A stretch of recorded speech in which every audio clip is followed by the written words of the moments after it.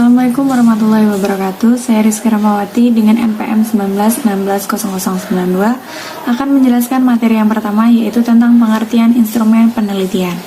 Instrumen penelitian menurut para ahli ini memiliki pengertian yang berbeda-beda.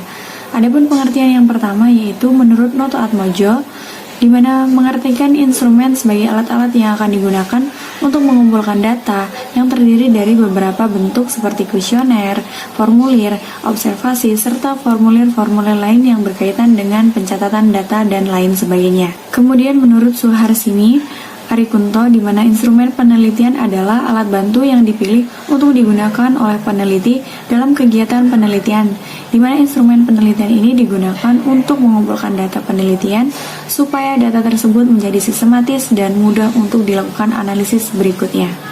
Selain itu, Sugiono menyatakan bahwa instrumen atau alat penelitian dalam penelitian kualitatif adalah penelitian itu sendiri. Dalam hal ini, penelitian memiliki peran yang besar dalam memegang kendali dan menentukan data yang diperoleh. Pengumpulan data dapat dilakukan di berbagai tempat, berbagai sumber, dan berbagai cara. Apabila dilihat dari sudut pandang yang berbeda, di mana tempat dan data penelitian ini dapat dikumpulkan pada laboratorium dengan metode eksperimen, atau di rumah dengan berbagai responden dan lain sebagainya. Apabila dilihat dari sumber datanya, data penelitian ini dapat dikumpulkan melalui sumber dan primer serta sekunder.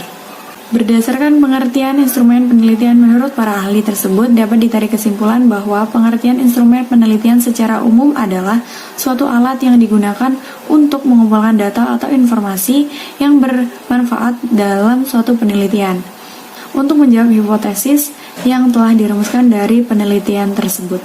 Sekian dari saya, materi selanjutnya akan dijelaskan oleh Sukma Feti Mutiara. Ini saya akan melanjutkan materi dari rekan saya, yaitu B. Jenis-jenis instrumen penelitian. Instrumen penelitian secara umum dapat dikategorikan menjadi dua jenis, yaitu tes dan non-tes. Tes digunakan untuk mengukur intelektual seseorang, sedangkan non-tes digunakan untuk mengukur minat, bakat, dan kebiasaan seseorang. Yang pertama ada tes. Tes dapat berupa serangkaian pertanyaan, latihan lembar kerja, dan lainnya. Sebagian yang memiliki tujuan sebagai alat ukur keterampilan, inteligensi, kemampuan, hingga bakat yang dimiliki oleh suatu individu atau kelompok yang menjadi pusat penelitian. Yang kedua ada kuesioner atau angket.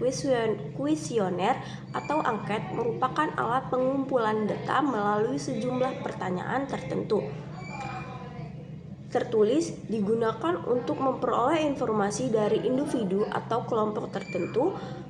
Orang yang kalian temukan untuk mendapat informasi tersebut dikenal sebagai responden. Responden diharuskan mengisi atau menjawab pertanyaan-pertanyaan dalam angket atau kuesioner yang nantinya akan digunakan sebagai laporan tentang pribadinya atau hal-hal yang ia ketahui.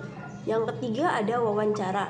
Wawancara atau interview merupakan kegiatan tanya jawab antara dua orang untuk mendapatkan informasi atau ide mengenai topik tertentu. Wawancara digunakan oleh peneliti untuk menilai keadaan seseorang yang biasanya tidak terjawab apabila hanya melakukan angket atau kuesioner. Wawancara memungkinkan informasi yang didapat lebih mendalam. Yang keempat ada observasi. Observasi dalam istilah penelitian, observasi diartikan sebagai kegiatan pengamatan secara langsung menggunakan seluruh panca indera. Observasi dapat dilakukan melalui tes kuesioner, ragam gambar, hingga rekam suara. Dalam melakukan observasi terdapat pedoman atau panduan yang biasa disebut lembar observasi yang berisi daftar jenis kegiatan pengamatan. Assalamualaikum warahmatullahi wabarakatuh. Perkenalkan, nama saya Yoladia Novela, NPM 19160119. Baiklah, saya di sini ingin melanjutkan materi, yaitu yang 5 skala bertingkat. Disebut juga dengan ranting, merupakan suatu ukuran objektif yang dibuat di skala atau bertingkat. Instrumen ini mempermudahkan penelitian untuk memberikan gambaran penampilan yang kemudian dapat menunjukkan frekuensi munculnya sifat-sifat tertentu. Instrumen ini juga berguna untuk memperoleh gambaran kuantitatif aspek tertentu dari suatu barang dalam bentuk skala yang bersifat ordinal seperti sangat baik, baik sedang, tidak baik, dan sangat tidak baik. Yang keenam ada dokumentasi instrumen penelitian. Dokumen merujuk pada barang-barang penulis. Instrumen ini memungkinkan penelitian memperoleh data, mulai penelitian terhadap benda-benda tertulis seperti buku, majalah, catatan harian, aspek video, dan lain sebagainya. Instrumen ini dikembangkan dalam penelitian dalam pendekatan anilasi ini oleh karenanya bisa digunakan dalam penelitian seperti bukti-bukti sejarah, landasan hukum, suatu peraturan, dan lain sebagainya. Yang keenam, Forum Group Discussion atau FGD. FGD disebut juga dengan diskusi kelompok terarah. Instrumen ini mengacu pada suatu proses di mana penelitian agar melakukan pengumpulan data mulai beberapa kelompok di waktu yang bersama. Keuntungan penggunaan metode ini adalah tingkat-tingkat yang berdialitas dan organitas pada kegiatan penelitian. Meskipun begitu, terdapat beberapa tentang seperti terlalu makan biaya, waktu, dan tenaga. Yang kedelapan ada eksperimen. Instrumen pengumpulan data dengan eksperimen sering digunakan dalam penelitian sains murni dan terapan. Dengan instrumen ini, penelitian merupakan beberapa percobaan dalam laboratorium dan melakukan uji coba seperti beberapa reaksi yang terjadi pada objek penelitian.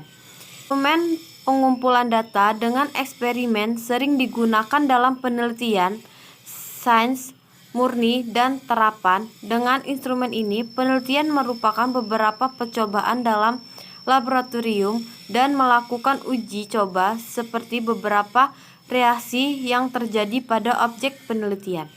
Yang C ada langkah-langkah membuat instrumen penelitian. Ada beberapa langkah-langkah yang membuat instrumen penelitian. Yang pertama ada anilasi variabel penelitian, yaitu menganalisasi setiap variabel menjadi subjek variabel, kemudian mengembangkannya menjadi indikator-indikator merupakan langkah awal sebelum instrumen itu dikembangkan. Yang kedua ada menetapkan jenis instrumen. Jenis instrumen dapat diterapkan makalah penelitian sudah memahami dengan pasti tentang variabel ini. Indikator penelitian, satu variabel mungkin hanya memerlukan satu jenis instrumen atau mungkin memerlukan lebih dari satu jenis instrumen. Baiklah, demikianlah yang tadi bisa saya sampaikan. Lanjut pemateri yang selanjutnya. Baik, saya akan melanjutkan materi tentang langkah-langkah membuat instrumen penelitian pada nomor 3. 3. Menyusun kisi-kisi atau layout instrumen. Kisi-kisi instrumen diperlukan sebagai pedoman dalam merumuskan item instrumen. Dalam kisi-kisi itu harus mencakup ruang lingkup materi variabel penelitian, jenis-jenis pertanyaan, banyaknya pertanyaan, serta waktu yang dibutuhkan. 4. Menyusun item instrumen. Berdasarkan kisi-kisi yang telah disusun, langkah selanjutnya adalah menyusun item pertanyaan sesuai dengan jenis instrumen yang akan digunakan. 5. Menguji cobakan instrumen. Uji coba instrumen perlu dilakukan untuk mengetahui tingkat reliabilitas dan validitas serta keterbacaan setiap item. Baik, saya kembalikan kepada moderator.